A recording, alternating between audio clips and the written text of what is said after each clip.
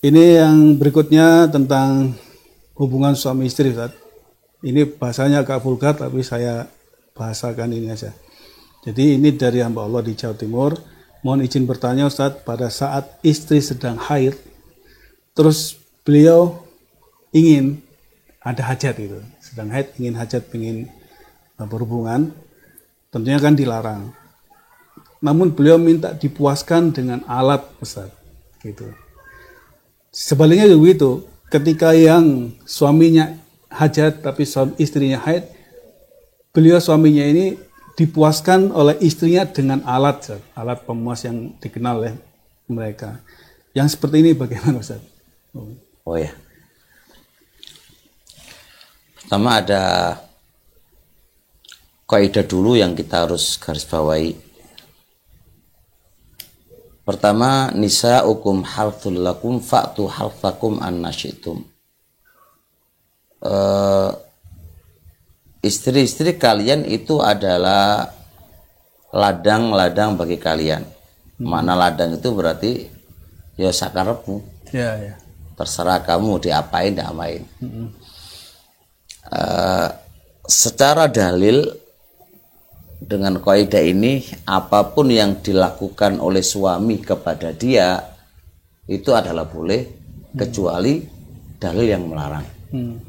Maka untuk memuaskan istri dengan alat apa saja, yang penting istri itu puas, yang mana itu tidak melanggar aturan syariat, yaitu tidak menjimainya dan seterusnya, maka berarti tidak ada masalah. Kita ingat hadis Aisyah radhiyallahu taala anha ketika dia lagi haid, kata Nabi, isna'u kulla syai'in illa nikah. Dan lafadznya isna'u kulla syai'in, kulla itu lafzul umum, berbuatlah sesuka kamu, ya kan? Pakai kulla syai', segala sesuatunya illa nikah. Yang nggak boleh kan hanya jima. Berarti memuaskan dia dengan alatkah atau dengan tangankah, maka kaidah asal tidak ada masalah.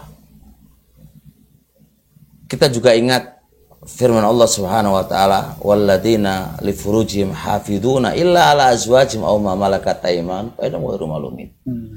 Orang-orang mukmin yang dikatakan ibadur rahman adalah orang-orang menjaga kehormatan mereka kecuali kepada istri. Lafaz yang tertera di Al-Quran illa ala azwajihim, kecuali kepada istri. Berarti kata istri ini tidak mengharuskan kepada farjinya. Berarti kalau istri sampai dalam pendapat istri yang mengeluarkan maninya melalui tangannya atau yang semisalnya, atau pakai alat apakah itu, tapi istri yang menjalankannya, maka pendapat yang paling kuat itu boleh. Karena di dalam ayat itu kan walladzina hum li furujihim illa ala azwajihim, pakai benda orang, bukan illa ala furuji azwajihim, enggak ngono. Enggak ada furujnya. Tapi dilafatkan illa azwaj, yang namanya zauja itu berarti kan dari ujung kaki sampai ujung lutut kan gitu. Walaupun sebagian ulama ada yang mengatakan itu nggak boleh, tapi secara kaidah kita berpedoman dulu kaidah dulu. Kaidahnya gimana? Nah, kalau kaidahnya jelas hukum asalnya adalah boleh, yang penting istri yang melakukannya, berarti kita tuntut dalil-dalil yang nggak membolehkan itu apa, gitu kan? Maka dalil yang onani pun juga faman ibtagha wara'a dzalika fa walaikumul adun, barang siapa yang mencari selain dari dua ini kan, maka dia melampaui batas. Nah, kalau onani dia sendiri yang mengeluarin, berarti selain dari dua tadi, gitu loh. Tapi yang ngeluarin itu istri, maka itu boleh-boleh aja, itu sah-sah aja. Jadi masuk di isna'u kulla syai'in. Iya, isna'u kulla syai'. Baik, ini menarik, Ustaz. Kulla syai'in berarti kan seolah-olah kan segala sesuatu yang penting sama istrinya. Iya. Sekarang pertanyaannya, apakah tasyabbuh itu bisa menjadi batasan atau takyid dalam masalah ini? Bil kufar, bil hayawan. Saya punya pembahasan ini sampai dalam oral seks. Saya pernah sudah saya bahas tentang oral seks. sampai dalam memasukkan itu di telinga atau di mana saya pernah pembahasan ini. Jadi saya garis bawahi dulu pernyataan orang yang mengatakan ini tasabbu bil kufar, ini butuh dituntut dalilnya mana. Ini satu, siapa yang bilang kalau ini khosaisnya mereka min adatihim, iya, ma'rufat indan nas ini. Nah, ya kan indan nas ini kan. Sedangkan itu menabrak sebuah kaidah yang itu adalah kulla syai'. Jadi kita terapkan kaidah yang sudah mencakup pada keseluruhannya, yang itu jelas boleh secara kaidah dengan dakwahan sebagian manusia itu adalah khosaisnya. Bisa jadi itu adalah perkara yang diperbolehkan. Sebuah kasus di Muwatta Imam Malik, ada Imam Asbagh itu ditanya tentang menjilati. Orang bilang itu menjilati termasuk khosais mereka. Enggak. Imam Asbagh ditanya apa hukum menjilati farji. Boleh, nggak ada masalah. Dan hukum asal adalah boleh. Jadi pertanyaan, maka saya masih ragu dengan pernyataan itu kalau itu menjadi khosais. Sedangkan secara kaidahnya Islam itu tetap membolehkan gitu loh. Kalau misalnya ilah yang lain Ustaz, apa itu? Najis. Misalkan najis. Itu bisa dibantah. Pertama, kalau dikatakan najis dari sisi mana? Ya madi misalnya. Oke, itu kalau jelas madinya. Tapi kalau yang keluar itu mani, maka mu'alalnya terikat dengan yang najis saja dong. Terikat pada yang najis saja dong. Oral seks, misal contoh, oral seks itu misal contoh yang jadi diskusinya adalah pertama, apakah madi itu mengharuskan keluar atau enggak? Adatan kan khurujul madi inda syahwat. Baik, inda syahwat. Wabadahu yakhruj mani. Nah, oke. Kalau bisa dikondisikan ketika itu enggak dimasukkan ke dalam perutnya bagaimana? Di lisan aja. Iya. Kan larang haramnya kan kalau masuk. Kalau nggak masuk gimana?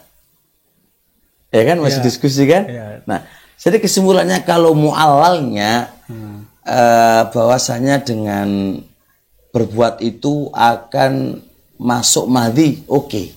Karena madhi najis bil ittifaq. Tapi air mani tidak menjadi najis. Tidak menjadi najis. Pendapat yang paling kuat, mani nggak najis. Nah, ketika beroral seks menuntut dan yakin itu masuk, itu berarti bab baru. Kita katakan haram karena apa? Dia makan mati. Tapi ketika itu tidak menjadikan masuk, gitu kan? Ya hanya bermain-main saja dan nggak sampai keluar gitu kan? Dan andai kata keluar pun dia nggak akan masukkan, dia akan keluarkan lagi.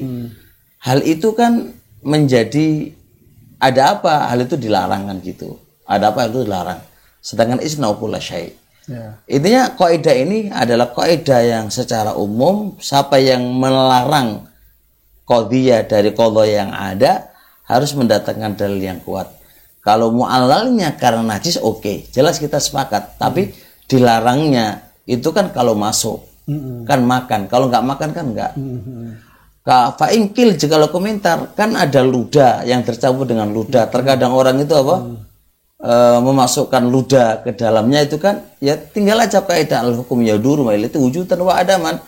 Hukum berputar dengan ilah. Ada ilah, ada hukum. Nggak ada ilah, nggak ada hukum. Nah, akhirnya bisa dipastikan nggak itu. Jadi kesimpulannya kalau misalkan oral boleh? Lah, ya ada khilaf, boleh aja kan masalah. Kan masalah khilafiyah. Saya tambah lagi ilahnya satu. Apa? Hurmatul lisanil mar'al muslimah. Hurmatul lisan gampang. Hurmatul lisan kehormatan. Bukankah sesuatu yang boleh adalah bagian daripada kehormatan? Itu kalau tidak boleh maka itu menjadi tidak kehormatan. Tapi orang bilang lisan untuk berzikir ya nggak usah makan. Zikir aja kan gitu. Itu kehormatan itu diikat kalau itu dipakai pelanggaran syariat. Tapi kalau itu diperbolehkan oleh syariat itu juga menghormati lisan. Nah, makanya itu kalau diberikan kepada salahnya maka nggak kurma itu kan. Kalau diberikan kepada suami itu kehormatan gitu. Apalagi suaminya minta, misal contoh, suaminya senang dengan perbuatan itu. Ya. Apa itu kan bukan kurma. Nggak ada amal yang paling afdol bagi istri kecuali menyenangkan suami. Bahkan melebihi zikir dong. Masya Allah. Melebihi zikir. Ya orang rasa kita mau melebihi zikir dong kalau gitu dong. Ya, silakan nanti disimulkan sendiri ya. Ini jawaban beliau seperti itu. Baik Ustaz, Masya Allah. Berarti saya pikir tadi sudah terjawab ya tentang memuaskan pasangan dengan alat. Ya intinya boleh karena masuk ke umuman isna'u kulla syai'in. Berbuatlah segala sesuatu dengan istrinya sementing tidak ada larangan.